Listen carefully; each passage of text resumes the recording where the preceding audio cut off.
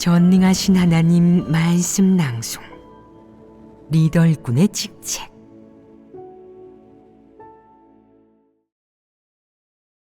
리더 일꾼의 직책 12.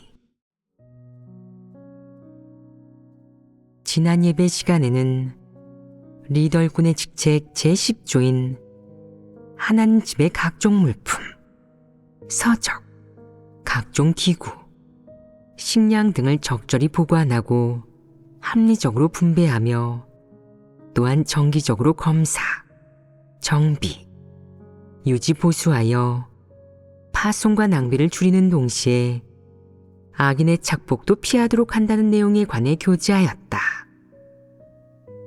제10조에서는 리더 일꾼이 하나님 집의 각종 물품에 대해 해야 할 사역과 다해야 할 책임에 관해 교제했고, 아울러 거짓 리더의 여러 모습에 관해서도 비교하며 폭로하였다.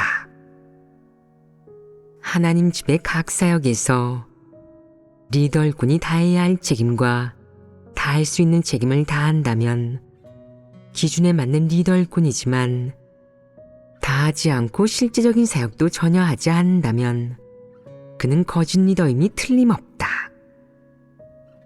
제10조 중 하나님 집의 각종 물품을 보관하고 합리적으로 분배하는 사역을 거짓 리더의 부류는 당연히 그다지 잘 이행하지 못한다. 각종 물품을 제대로 보관하기는커녕 보관도 안 하고 엉망으로 분배하며 심지어 아예 이 사역을 가벼이 여긴다.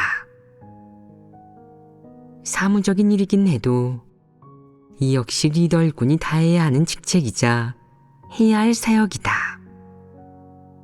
리더 일꾼은 본인이 직접 하든 적임자에게 하도록 안배하든 감독과 검사, 밀착관리 등을 병행하든 결론적으로 이 사역은 리더 일꾼의 직책과 직접적으로 연결된 불가분의 관계이다. 따라서 이 사역과 관련하여 리더 일꾼이 하나님 집의 각종 물품을 제대로 보관하지 않거나 합리적으로 분배하지 않으면 그는 직책을 다하지 않은 것이고 사역을 제대로 하지 않은 것이다.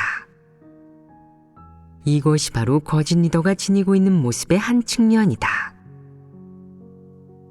지난 예배 시간에 거짓 리더가 이 사무적인 일을 하면서 보이는 모습을 간략하게 폭로하고 해부하면서 사례를 들어주었다. 만약 어떤 사람이 거짓 리더라면 이 사역에서 분명 책임을 다하지 않은 것이고 사역 이행이 기준에 미치지 못한 것이다.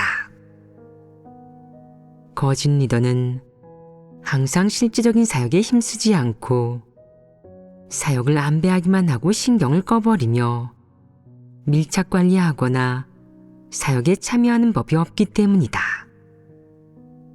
그리고 또 하나의 주된 원인은 어떤 사역을 하든 거짓 리더가 원칙을 이해하지 못한다는 것이다. 그는 쉬지 않고 사역하지만 하나님 집에서 요구하는 원칙과 규정에 어긋나는 부분이 있고 심지어 원칙에 전혀 부합하지 않게 사역한다. 원칙에 부합하지 않는다는 게 무엇이냐? 이 말은 제멋대로 나쁜 짓을 일삼고 상상, 사람의 뜻, 정에 휘둘려 마구잡이로 행동한다는 뜻이다.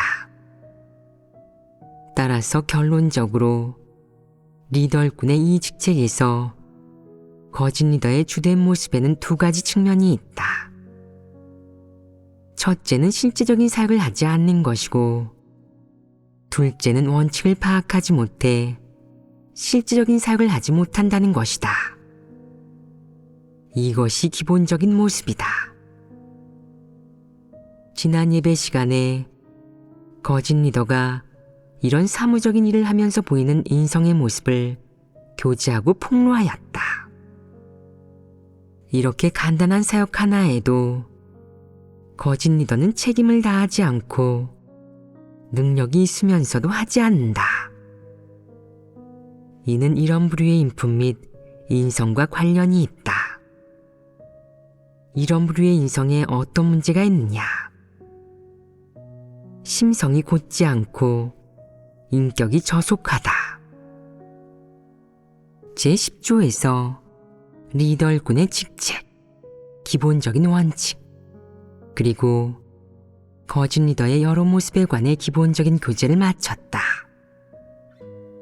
이어서 오늘은 리더일꾼의 직책 제11조에 관해 교제하겠다.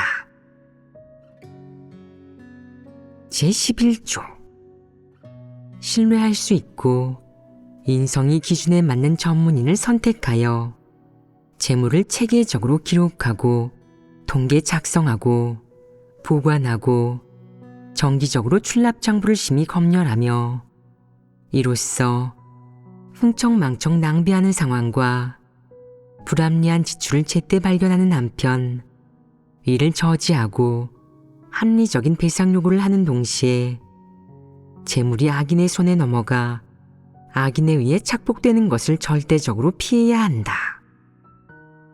재물이란 무엇인가? 리더일꾼 직책의 제11조 내용은 다음과 같다.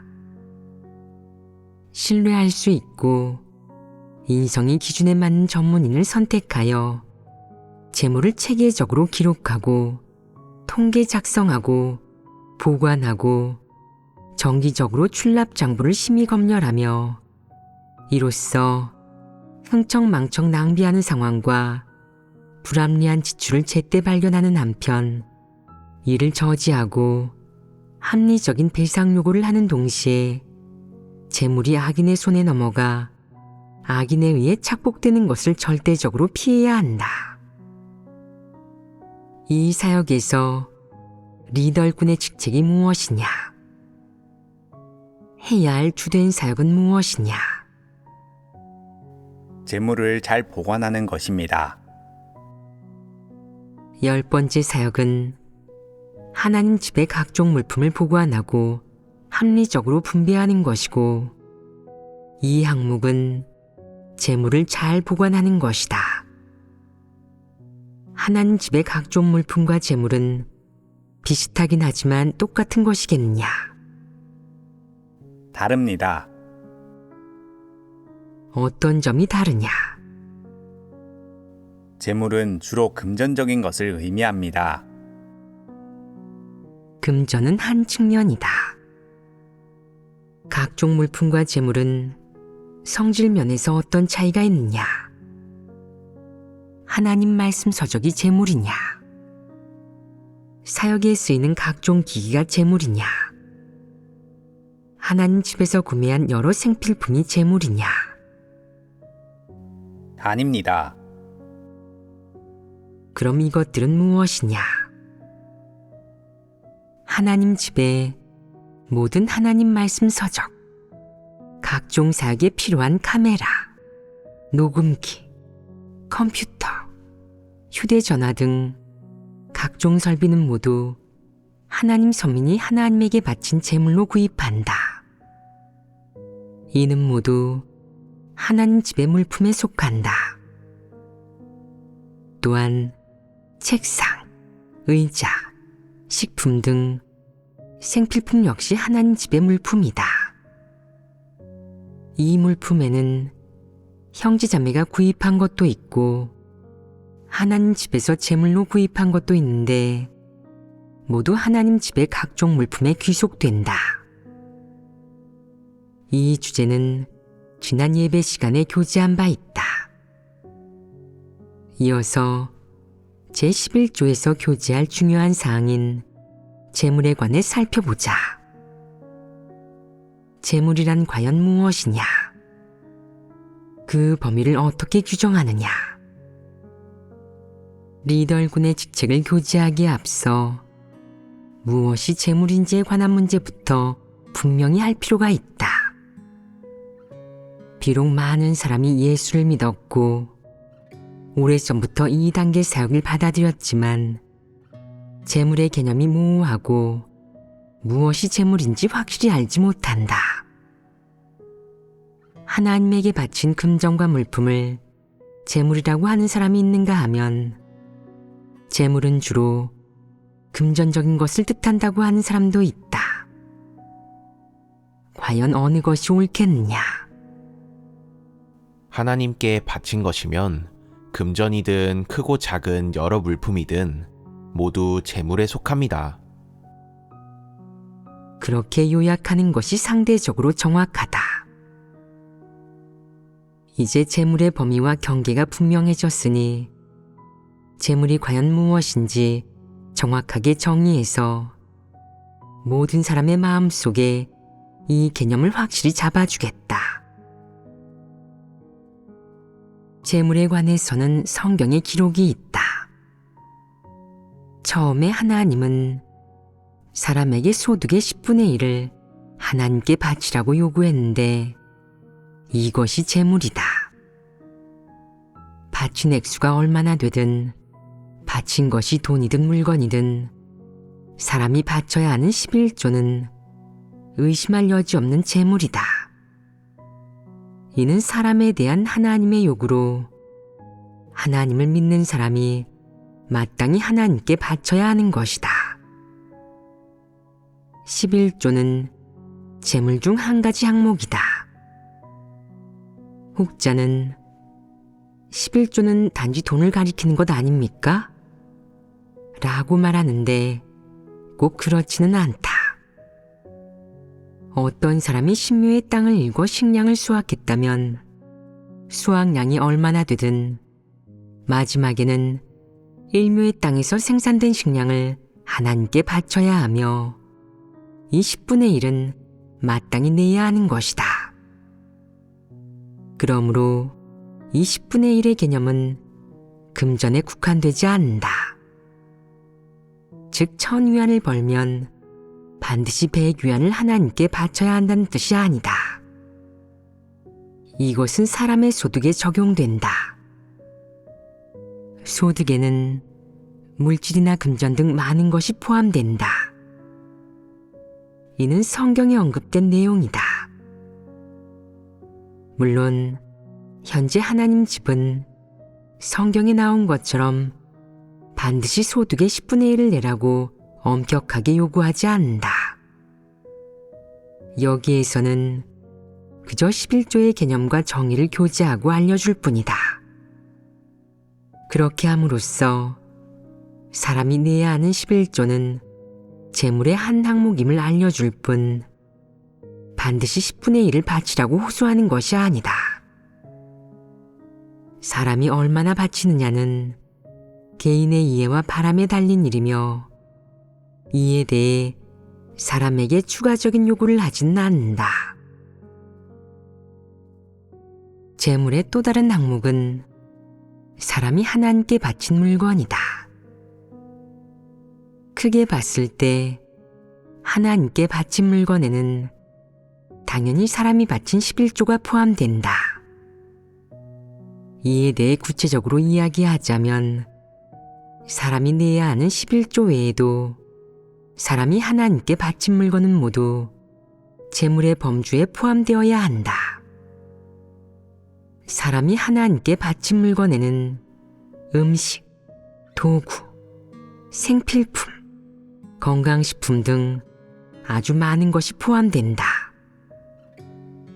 구약시대에 사람이 제단에 바친 소나 양 등도 재물에 속한다.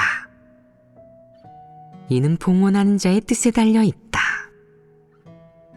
만약 봉헌하는 자가 이 물건은 하나님께 바친 것이라고 말한다면 그가 직접 하나님께 바쳤든 아니면 하나님 집에 보관하게 두었든 그것은 재물의 범주에 속하니 사람이 함부로 건드려서는 안 된다. 가령 어떤 사람이 고급 컴퓨터를 한 대 구입하여 하나님에게 바친다면 이 컴퓨터는 재물이 된다.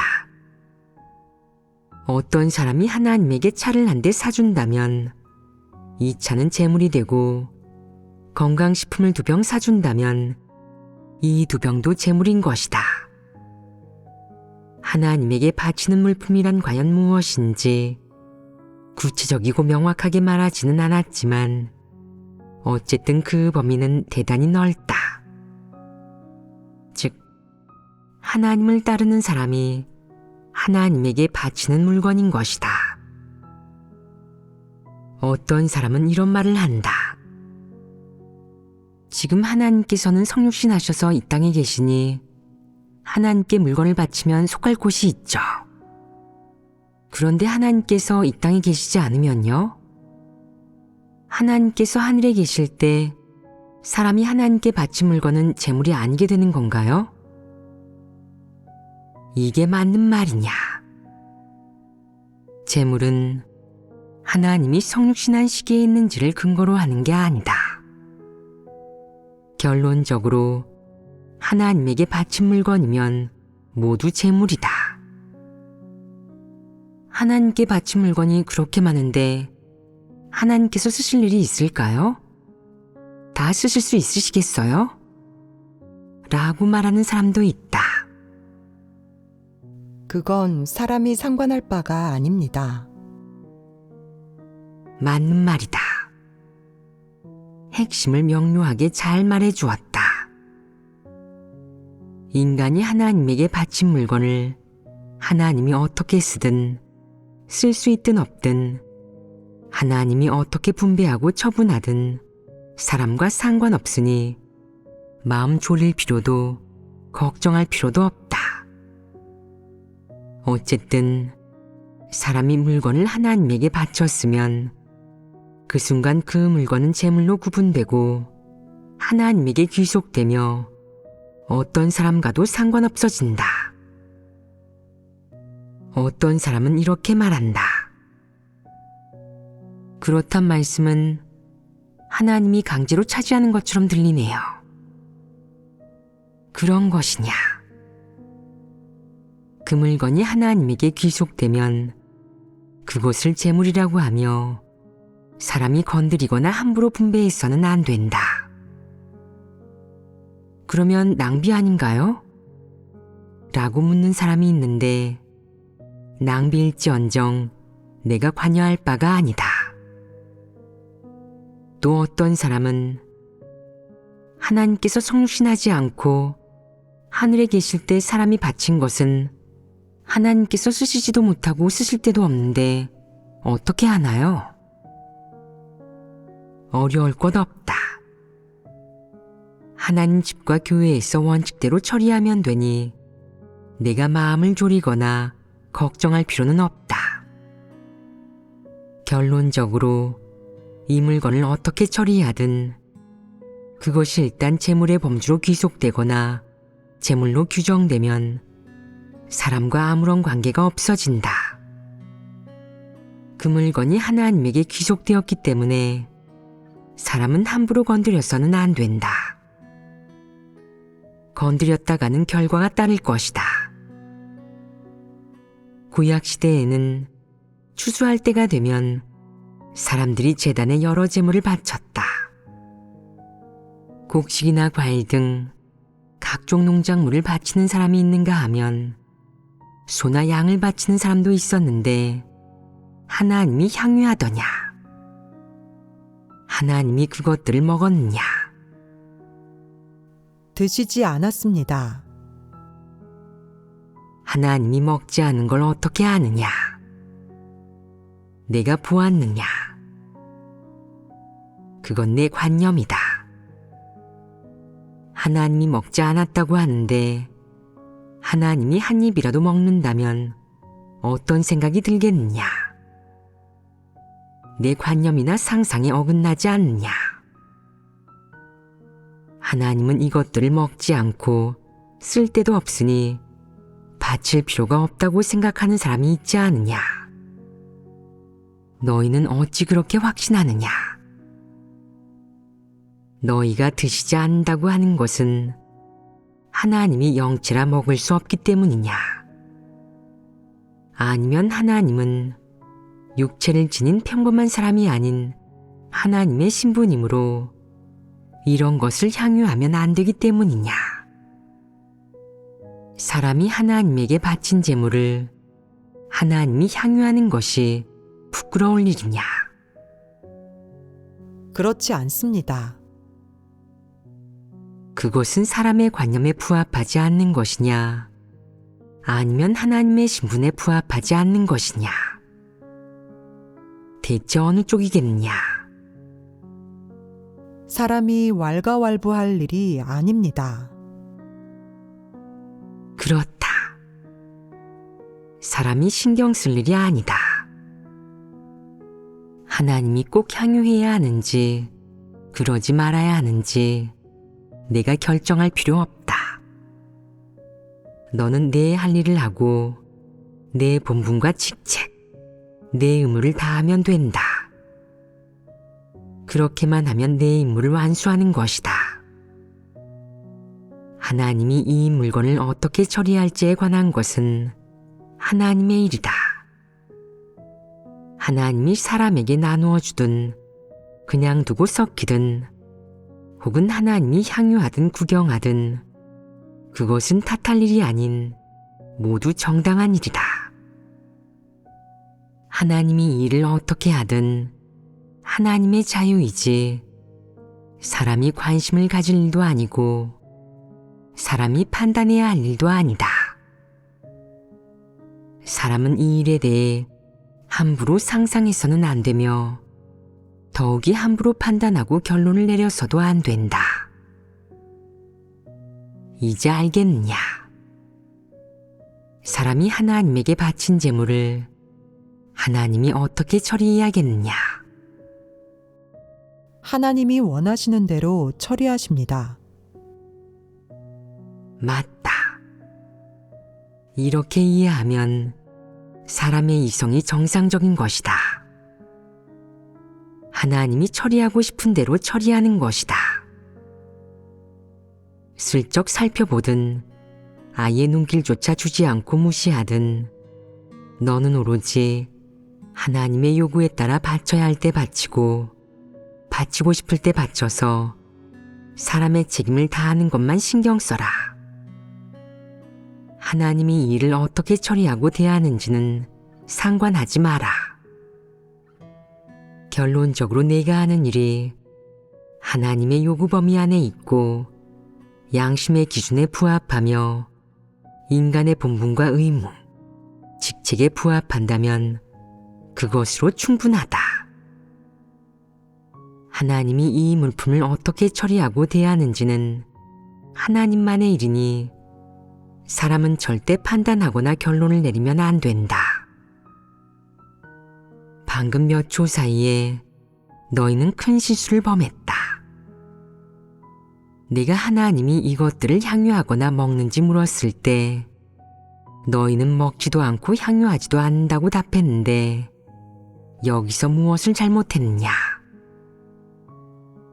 함부로 규정하고 판단한다는 것은 사람의 내면에 하나님에 대한 요구가 여전히 존재한다는 것을 의미한다. 하나님이 향유해도 옳지 않고 향유하지 않아도 옳지 않다는 것이다. 하나님이 향유하면 사람은 당신은 육체를 지닌 평범한 사람이 아닌 영체이신데 어떻게 이런 것들을 향유하시나요? 믿기지 않는군요. 라고 말할 것이다. 하나님이 이 일을 거들떠보지 않으면 사람은 또 이렇게 말할 것이다. 저희가 힘들게 마음을 바쳤는데 당신께 바친 물품에 눈길조차 주지 않으시다니 도대체 저희가 안중에 있긴 하신 건가요? 사람은 그래도 할 말이 있는데 이것이 바로 비이성적이다.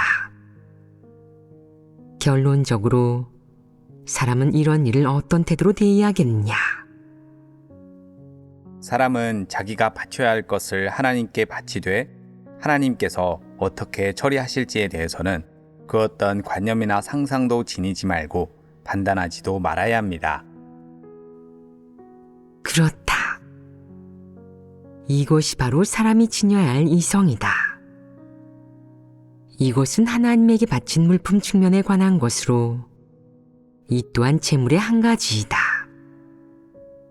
하나님께 바쳐진 물품의 범주는 매우 넓다. 사람은 이 물질 세계에 살면서 금전과 금은보화 외에도 좋고 귀하게 여기는 것들이 아주 많기 때문이다. 어떤 사람들은 속으로 하나님을 생각할 때 또는 하나님의 사랑을 그리워할 때 소중하고 귀하게 여기는 물건을 하나님께 바치길 원한다. 그 물건들이 하나님께 바쳐졌을 때 그것은 재물의 범주에 포함되어 재물이 된다. 이와 동시에 그것은 하나님이 처리하며 사람은 건드리거나 관리할 수 없다. 그것은 사람의 물건이 아니다. 내가 하나님께 바친 물건은 하나님께 속하므로 내가 그것을 처리하거나 간섭할 수 없다. 하나님이 그 물건을 어떻게 처리하고 어떻게 대하든 사람과는 아무 상관이 없다. 하나님께 바쳐진 물건 역시 재물 중 한 항목이다. 어떤 이는 귀한 금은보화나 금전만 재물 아닙니까? 어떤 사람들은 신발이나 양말 한 켤레, 깔창을 바치기도 합니다. 이러한 것들도 재물로 봐야 합니까? 라고 말하는데 재물의 정의에 따른다면 하나님께 바쳐진 물건은 펜 한 자루, 종이 한 장일지라도 그 크기와 값어치에 상관없이 모두 재물에 속한다. 이 밖에도 사람이 교회와 하나님 집에 바친 물건 역시 재물의 범주에 속한다. 이 물품에는 어떤 것들이 포함되겠느냐? 어떤 사람이 차를 한 대 샀는데 한동안 몰다가 차가 좀 낡았다고 생각해서 새 차를 사고 원래 있던 차는 하나님 집에 바쳐 사역에 쓰도록 했다고 해보자. 그렇다면 그 차는 하나님 집에 속한다. 또한 하나님 집에 속하는 물건은 재물로 분류하는 것이 옳다. 물론 교회와 하나님 집에 바쳐진 물건에 설비기구만 있는 것은 아니다.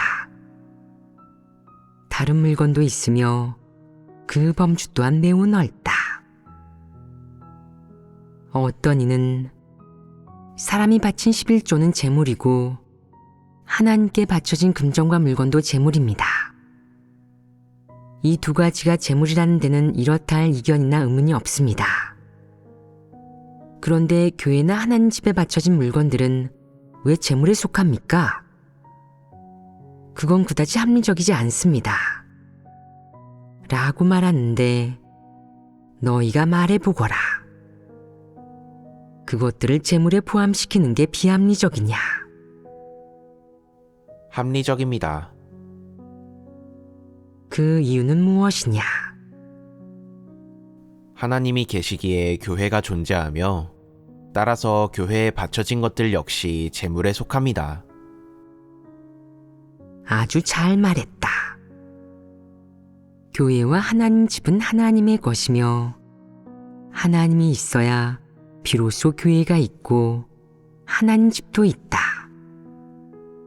또 교회가 있어야 형제자매들이 예배하고 생활할 장소가 생기며 하나님 집이 있어야 형제자매들의 모든 문제가 해결될 곳이 생기고 그들의 진정한 집이 있게 된다. 이것은 모두 하나님이 있다는 전제하에 가능한 일이다. 교회에 있는 사람들이 모두 하나님을 믿고 하나님 집의 사람이기 때문에 교회와 하나님 집에 물건을 바치는 것이 아니다. 그것은 잘못된 이유다. 사람은 하나님 때문에 교회와 하나님 집에 물건을 바치는 것이다. 이 말에 내포된 의미는 무엇이겠느냐? 만약 하나님 때문이 아니라면 누가 괜히 교회에 물건을 바치겠느냐? 하나님이 없으면 교회도 존재할 수 없다. 사람은 불필요하거나 남는 물건이 있으면 버리거나 한쪽에 처박아 두거나 판매할 수도 있다. 이런 식으로 전부 처리할 수 있지 않겠느냐. 그런데 왜 그렇게 처리하지 않겠느냐? 어째서 교회에 바치겠느냐? 하나님 때문 아니겠느냐? 바로 하나님이 있기에 사람이 교회에 바치는 것이다. 그렇기에 교회와 하나님 집에 바쳐진 모든 물건은 다 재물에 속한다고 하는 것이다. 어떤 자들은 저는 이 물건을 교회에 바칩니다 라고 말하는데, 교회에 바치는 것은 곧 하나님께 바치는 것과 같으며 교회와 하나님 집에서 그 물건들을 처리할 정권을 갖는다. 내가 교회에 바치는 순간 그 물건은 너와 아무 관계가 없어진다. 하나님 집과 교회가 하나님 집에서 규정한 원칙에 따라 합리적으로 그 물건을 분배하고 사용하고 처리할 것이다.